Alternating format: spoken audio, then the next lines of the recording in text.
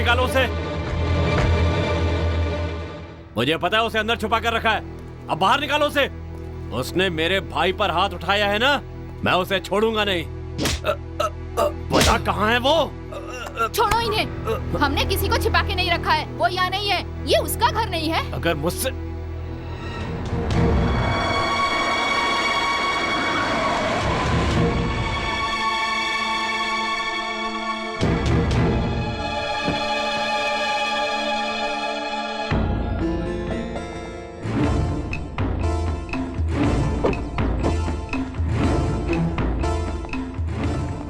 बहुत बड़ा गुंडा है ना तू, तो मुझसे लड़के दिखा।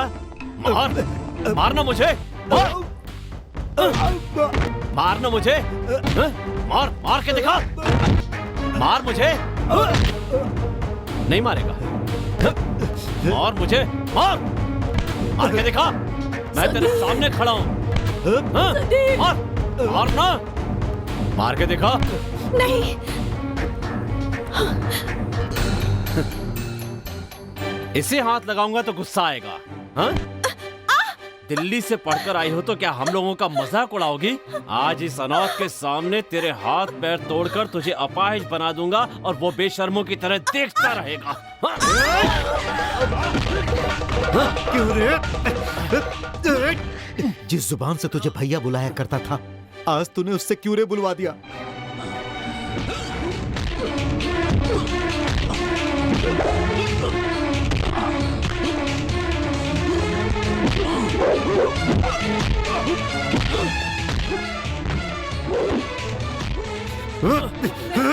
रुक जा, ऐसा मत करो। वो तेरा बड़ा भाई है, उस पर हाथ मत उठाना बेटा, ऐसा कभी मत करना।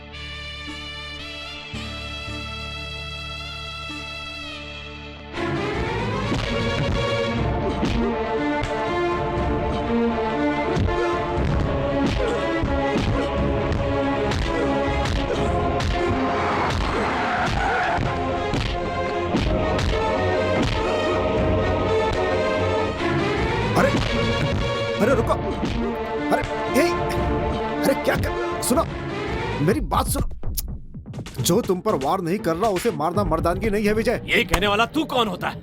जिसका कोई नहीं उसके लिए सवाल करने वाला हूं मैं। अगर इसकी हरकतों के लिए मारना होता तो सबसे पहले इसे मारने वाला मैं होता, समझे?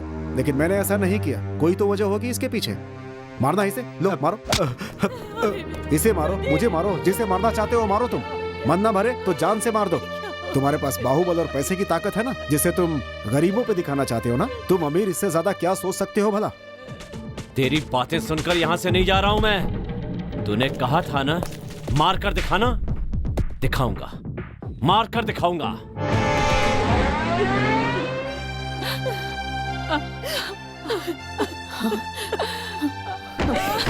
गांव-गांव बोलकर वापस आए थे, लेकिन तब किसे पता था इतनी बड़ी मुसीबत में पड़ जाएंगे। रुको रुको, शांत हो जाओ। तुम चुप रहो बेटी, तुम में से किसी को मैं यहाँ देखना नहीं चाहती हूँ। तुम चुप करो और अंदर जाओ। या तो तुम अंदर जाओ या इन भिखारियों के साथ तुम भी बाहर जाओ। जाओ।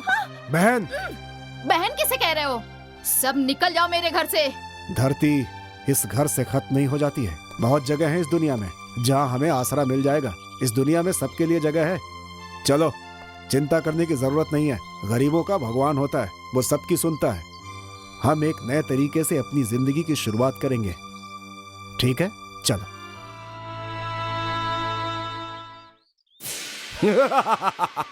14 साल का वनवास और 1 साल का अज्ञातवास। अगर अज्ञातवास में पकड़े गए तो फिर से वनवास। बस यही तुम्हारी विधि है।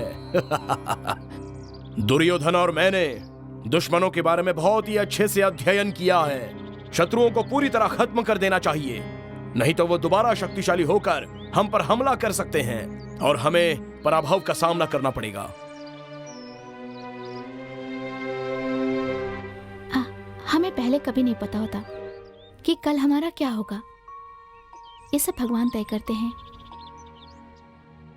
मैं तो बस इतना ही सोचता था कि जो कुछ भी हो रहा है उसके बारे में सिर्फ मैं ही जानता हूं, इसीलिए जहां रोना था वहां भी हंसता रहा। लेकिन अब मैं किसे दोष दूं? अब तो यही लगता है कि ये सब कुछ मेरे नसीब में ही लिखा हुआ है। मुझे नहीं पता, मेरे मन में न आज न पहले कोई भी नहीं था। मेरे मन और जीवन में सुधीर के सिवा किसी के लिए कोई जगह नहीं है और नहीं होगी।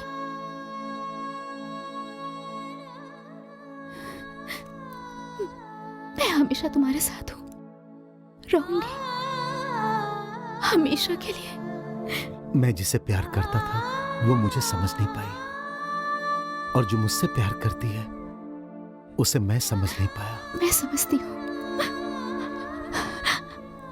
आज के बाद तुम समझो, मेरे लिए इतना ही काफी है।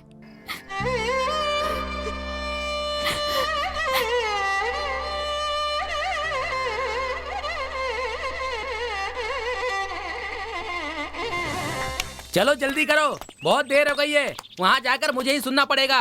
चलो जल्दी जल्दी करो। सुनो, मैं बाद में रूम पर आऊंगा।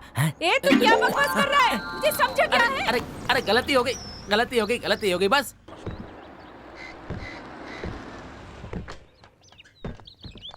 हाँ।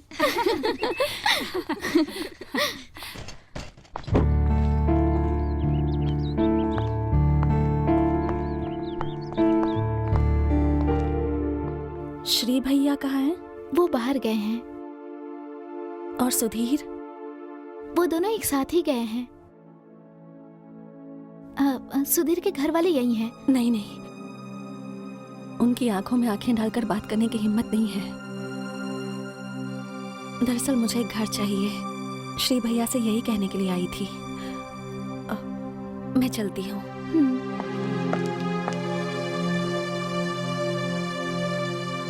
पवित्रा,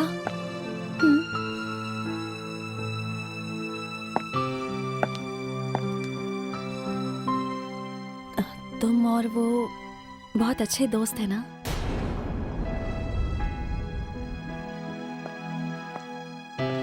तो उन्हें बता देना मैंने अपना घर छोड़ दिया। मैं उनसे बहुत प्यार करती हूँ, उनके साथ जीना चाहती हूँ। अपनी पूरी जिंदगी अब उनके नाम करती है।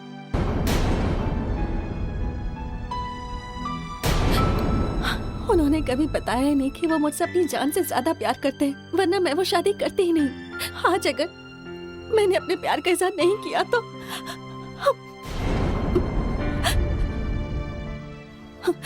लेकिन मैं खुद जाकर ये बात नहीं कह पाऊंगी, इसलिए तुम्हें मेरी मदद करनी है। तुम उनसे ये सब कहोगी ना?